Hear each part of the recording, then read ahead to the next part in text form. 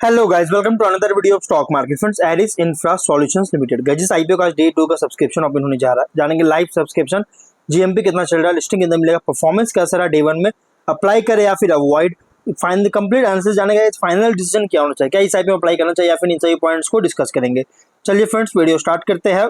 IPO 18 जून को open हुआ था कल के दिन, और 20 जून मतलब कल के दिन क्लोज किया जा रहा है। ₹2 का फेस वैल्यू 210 टू 222 रुपीज पर शेयर की, प्राइस बैंड 67 शेयर्स की, लॉट साइज 499.6 करोड़ का, issue size 2 crore 25 lakh 4,324 shares का इशू किया जा रहा है। Fully fledged issue IPO, book build IPO BSE NSE दोनों में लिस्टेड किया जाएगा। अलॉटमेंट डेट फाइनलाइज किया गया 23 जून का, 24 जून रिफंड रिलीज किया जाएगा, शेयर्स डीमैट अकाउंट में क्रेडिट किए जाएंगे, और 25 जून का लिस्टिंग डेट रखा गया है। रिटेल मिनिमम 1 लॉट अप्लाई कर सकते हैं, 67 शेयर्स मिलेंगे, मैक्सिमम 13 लॉट 871 शेयर्स मिलेंगे। तो small HNI minimum 14 lot 938 shares मिलेंगे, मैक्सिमम 67 लॉट 4489 शेयर्स मिलेंगे। Big HNI minimum 68 lot apply कर सकते हैं, 4556 शेयर्स मिलेंगे। और प्रोमोटर होल्डिंग की बात करेंगे तो प्री इश्यू 51.7% का, पोस्ट इश्यू 37.5% का। ऑफर दिया गया क्यूआईबी को, जिसमें एंकर इन्वेस्टर 45% और क्यूआईबी जिसमें एंकर इन्वेस्टर एक्सक्लूड रखा गया 30%। Big HNI 10%, small HNI 5%, retail 10% offer दिया गया है। एंकर इन्वेस्टर से 224.8 करोड़ का फंड रेज किया गया है। अब अगर सब्सक्रिप्शन की बात करें, देखिए एक अच्छी बात मतलब कि बनाया मैनेजमेंट किया है सब्सक्रिप्शन को लेकर, जो कि रिटेल को ओनली 10% ही ऑफर दिया गया है। क्योंकि क्या होता है ना, मेन बोर्ड आईपीओ में रिटेल से कोई खास सब्सक्राइब नहीं होती है, इसीलिए गाइस थोड़ा सा एक मतलब कि कोई खास सब्सक्रिप्शन देखने को नहीं मिलता, ओवरऑल सब्सक्रिप्शन बहुत ही वीक देखने को मिलता। बट इस आईपीओ में रिटेल से कोई खास ऑफर नहीं दिया गया, इसलिए चांसेस है कि कंपनी बहुत अच्छी सब्सक्राइब हो सकता है रिटेल कैटेगरी से, जो कि इंडिकेट भी किया है। क्यूआईबी से 0 टाइम सब्सक्राइबर 10,988 शेयर्स का बीट किया 2 लाख का, और जो कि एकदम बिल्कुल भी नहीं एग्लिजिबल सब्सक्राइबर 0 टाइम का। बिग एचएनआई से 0.15 टाइम का 3,28,769 शेयर्स का बीट किया 7.3 करोड़ का। स्मॉल एचएनआई 0.31 टाइम का 3,47,261 शेयर्स का बीट किया 7.7 करोड़ का। तो गाइज टोटल एचएनआई की बात की 0.2 टाइम सब्सक्राइबर, मतलब कि बिग एचएनआई स्मॉल एचएनआई बहुत ही लो सब्सक्राइब देखने को मिल रहा है। रिटेल में 1.1 टाइम सब्सक्राइबर लगा, फुल्ली सब्सक्रिप्शन देखने को मिला 24,78,933 शेयर्स का बीट किया 55 करोड़ का, जो कि फुल्ली सब्सक्राइबर किसमें, वो भी रिटेल में, बाकी किसी में भी नहीं है। और टोटल 0.26 टाइम सब्सक्राइबर 31,80,557 शेयर्स का बीट किया 70.6 करोड़ का बीट देखने को मिल रही है। वहीं अगर हम बात करें इस कंपनी के जीएमपी को लेकर, तो इसका जो जीएमपी ट्रेड कर रहा है अगर देखा जाए तो कंपनी का सर गाइस जीएमपी है 25 रुपीज का, जिसके अकॉर्डिंग 11.2% की लिस्टिंग इन मिलने के चांस है, 247 रुपीज पे लिस्टिंग होने जा रही है, जो कि ठीक ठाक, कोई खास लिस्टिंग नहीं मिल रहा है तो ओके लिस्टिंग मिलने जा रही है। बिजनेस की बात करें 2021 में इनकॉर्पोरेट किया गया था, जो कि एक मॉडर्न प्लेटफॉर्म है। मॉडर्न प्लेटफॉर्म किसके लिए, तो गाइज ये मतलब कि मटेरियल्स को, मतलब कि कंस्ट्रक्शन और इंफ्रास्ट्रक्चर कंपनीज को मटेरियल्स इजीली बाई करने के लिए और उनके फिनेंसेस को स्मार्टली मैनेज करने के लिए कंपनी एक मॉडर्न प्लेटफॉर्म प्रोवाइड करता है, जिससे कंपनी हेल्प करता है। और company business to business technology driven company है, जो कि एक्सपैंड कर रही है कंस्ट्रक्शन मटेरियल मार्केट में। और कंपनी फोकस कर रहा है डिजिटाइजिंग को लेकर और सिंप्लीफाइंग को लेकर, प्रोक्योरमेंट प्रोसेस का जो है सिंप्लीफाइंग और डिजिटाइजिंग पर फोकस किया जा रहा है, और जिससे efficient end to end customer experience deliver कर रही है। प्रोडक्ट पोर्टफोलियो की बात करें तो इसमें इंक्लूड है GI pipe steel, MS wire steel, MSCMT bar steel, OPC bulk cement, ये सभी इसके प्रोडक्ट्स है। 1 अप्रैल 2021 से 31 मार्च 2024 तक कंपनी 10.35 मिलियन मेट्रिक टन्स का कंस्ट्रक्शन मटेरियल्स डिलीवर कर चुका है, जो कि इंक्लूड है aggregates, ready mix concrete, RMC, steel, cement, construction chemical और वॉलिंग सॉल्यूशंस, जिससे 1458 वेंडर्स यूटिलाइज कर रही है और 2133 कस्टमर्स को सर्व कर रहा है। इंडिया के अलग अलग सिटीज में, जिसमें इंक्लूड है मुंबई, महाराष्ट्र, बेंगलुरु, कर्नाटक, चेन्नई, तमिलनाडु, लगभग 963 पिन कोड्स को सर्व करता है।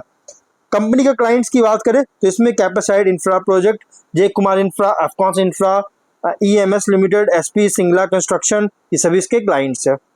और Aris Unitern RE solutions private limited, जो कि कंपनी का सब्सिडियरी है, ये वैल्यू एडेड सर्विसेज प्रोवाइड करता है, जिससे रियल एस्टेट डेवलपर्स को टेलर कर सके, जिसमें इंक्लूड एडवाइजरी, कंसल्टेंसी, मार्केटिंग और सेल्स सपोर्ट। स्ट्रेंथ की बात करें तो टेक्नोलॉजी लिवरेज दे रहा है, जिससे सप्लाई चेन को ट्रांसफॉर्म कर सके कंस्ट्रक्शन मटेरियल्स के लिए।